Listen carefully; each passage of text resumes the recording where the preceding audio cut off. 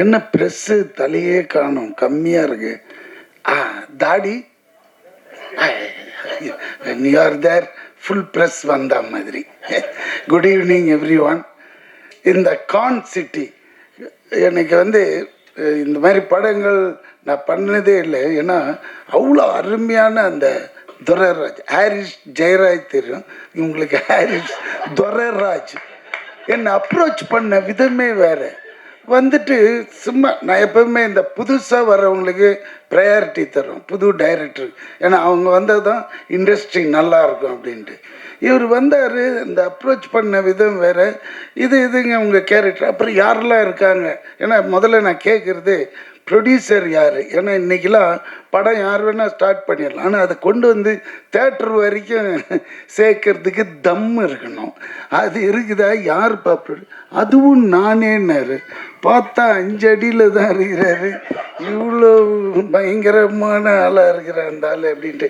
சரி, artist list சொல்லுன்னா Babu எல்லாரையும் யோகி பாபுலாம் இருக்கும்போது அப்புறம் எதுக்கா நான் இவ்வளோ இது எடுப்பியா நீ அப்படின்னா?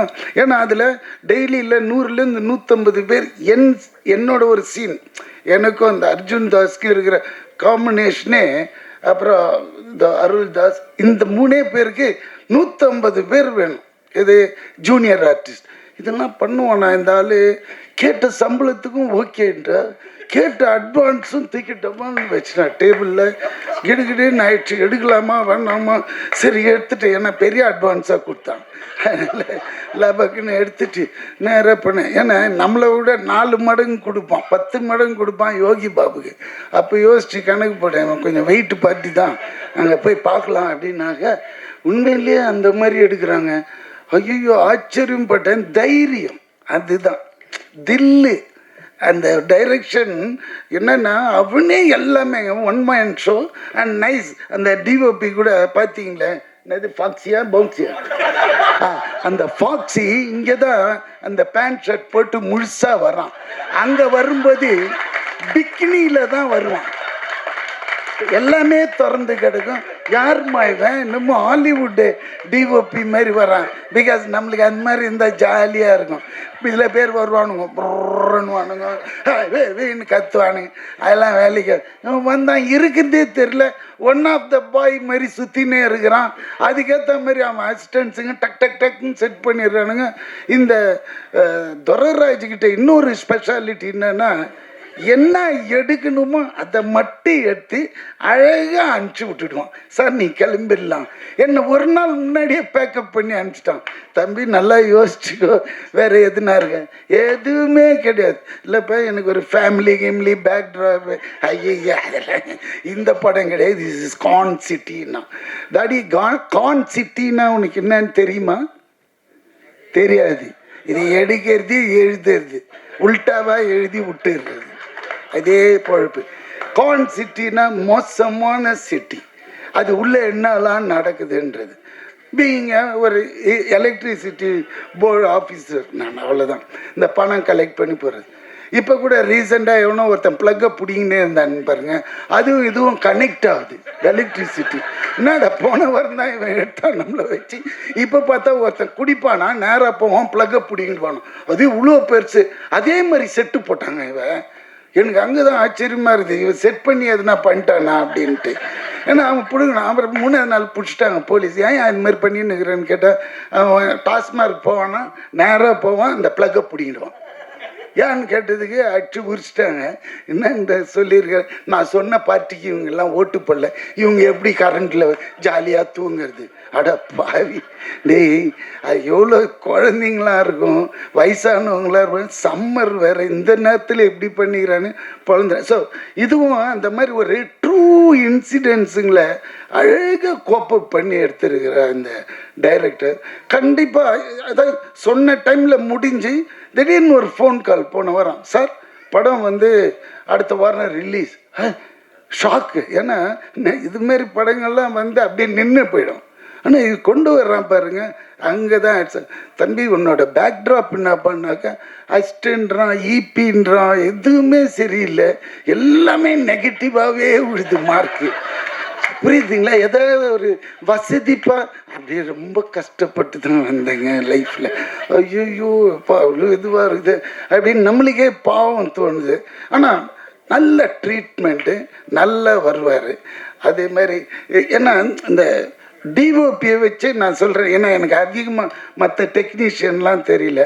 அதே மாதிரி இந்த நேரத்தில் டிஓபின்னும் போது எனக்கு இன்னொரு ஞாபகம், நான் இன்ட்ரடியூஸ் பண்ண என்னோடய படம் விண்ணை தாண்டி வருவாயில் மனோஜ் பரமஹம்சா. அவர் இன்னைக்கு தமிழ்நாடு அரசாங்க தொலைக்காட்சி நிறுவனத்தோட தலைவராக போட்டதுக்கு நான் சிஎம்க்கு ரொம்ப ஹாப்பியாக ஃபீல் பண்ணுறேன். அவருக்கு ரொம்ப இது, ஏன்னா இந்த மாதிரி கேரக்டரை கண்டுபிடிச்சா அந்த போஸ்டிங் போடுறாரு பாருங்க, அதுதான். ஏன்னா ஃப்யூச்சரில் இல்லை நிறைய டிஓபிஸ் வருவாங்க. ஏன்னா அவன் very strong and very straight forward fellow அந்த மனோஜ் பரமஹம்சா. ஐ யூஸ் டு கால் இம் மாஞ்சான்ட்டு. ஏன்னா மாஞ்சானா எப்படி இருக்கும், காத்தாடியில் மாஞ்சா கயிறு பார்த்துருக்கீங்களா, போட்டிங்கன்னா பறக்குன்னு கை ஏமாந்தினா கை நறுக்குன்னு போயிடும். அந்த மாதிரி ரொம்ப ஸ்ட்ரிக்ட்டு, ரொம்ப இது எல்லாருக்கும் சொல்லி தருவோம். இன்றைக்கி இருக்கிற டெக்னாலஜி இது கரெக்டான இடத்துல அவரை போட்டிருந்தாங்க. அது இன்றைக்கி பார்த்த நியூஸில் ரொம்ப ஹாப்பியாக இருந்து அதையும் இங்கே சொல்லணும்னு நினச்சேன், அதையும் சொல்லிட்டேன். அதே மாதிரி இந்த சாங்ஸ் ரொம்ப நல்லா இருந்தது. அண்ட் ஃபஸ்ட் டைம் எடிட்டர் மாதிரியே தெரியல நிஜமாக.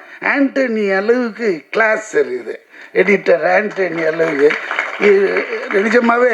ஏன்னா இப்போல்லாம் படம் பார்க்கறதுக்கு நீங்கள் என்ன தான் பண்ணாலும் இவங்க ப்ரெஸ் கொண்டு போய் சேர்த்துருவாங்க, என்ன பண்ணோம் இது எப்படிலான்ட்டு. பட் இருந்தால் கூட கண்டென்ட்டு இருந்தால் கூட அதில் இருக்கிற ரா மெட்டீரியல் யாருன்னு பார்ப்பாங்க.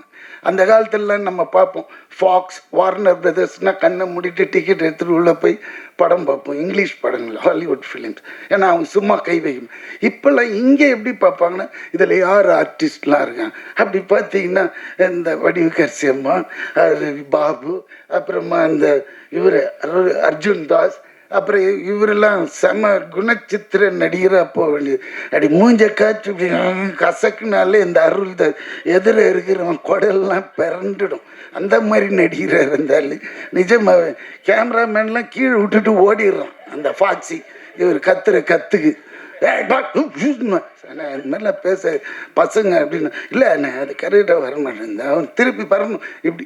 அது மாதிரி இங்கே போய் நில்லுன்னா ஒரு 4 கொஸ்டின் கேட்பார் அவர், எதுக்கு என்ன அங்கே நிற்க சொல்கிறேன் அப்படின்னு. அந்த மாதிரி பயமுறுத்துவார் இது. அந்த மாதிரி ஐயோ அண்ணாச்சி என் கூட காம்பினேஷன் இல்லை இதில் பண்ணியிருக்கீங்களே, வெரி குட். அண்ணாச்சி கலக்கு வேறு நிஜமாக. அவர் கூட வேறு ஒரு படம் பண்ணியிருக்கேன், இன்னும் அது வரல, இல்லை வராது தெரியும். அதனால் இந்த படம் உண்மையில் எனக்கு அவ்வளோ ஹாப்பினஸ்ஸுங்க. ஒரு படம் ரிலீஸுக்கு வருதுனால சந்தோஷம். அவ்வளோ ஹார்ட் ஒர்க், அவ்வளோ கஷ்டங்க, சாதாரண விஷயம் கிடையாது. அந்த மனுஷன் பாவம் எவ்வளோ நாள் தூங்கியிருப்பான்னு தெரியாது ஆரம்பிச்சுட்டு. ஏன்னா இந்த படம் வருமா வர அப்படி தான் இன்றைக்கி இருக்குது நிலைமை. அது தேட்டரில் கொண்டாந்து இது கண்டிப்பாக ஹிட் ஆகி உங்களுக்கு பெரிய லெவலில் ஓடிடியில் உங்கள் பின்னாடி துரத்தின்னு வருவானுங்க. ஏன்னா இங்கே ஓடுனா தான் அவங்க வருவாங்க. அது மாதிரி ஸோ இந்த படம் பெரிய லெவலில் ஹிட் பண்ண உங்களோட ஒரு தடி கொஞ்சம் வசதியாக ஏற்றி விடுன்னா. ஆமாம், ஏன்னா அப்போ தான் தெரியும் ஜனங்களுக்கு. நம்ம ஒரு சொம்பு குடம் வச்சுருந்தாலும் தட்டி காமிக்கணும் உள்ள தண்ணி இருக்குது ஃபுல்லான்ட்டு. வெறும் குடம் நினச்சி போயிடுவாங்க. அதனால் கொஞ்சம் தட்டி காட்டி தலையை ஆட்டுதாப்ப. காஃபி டிஃபனை கொடுங்கப்பா. ஓகே பாய் பாபு, கரெக்டாக அடுத்தது நீ கொஞ்சம் கலக்கி விட்டு. ஓகே பாய் பாய். ஹீரோயினை சொல்லவே இல்லை, எப்பவுமே எனக்கு ஒரு பேடுங்க.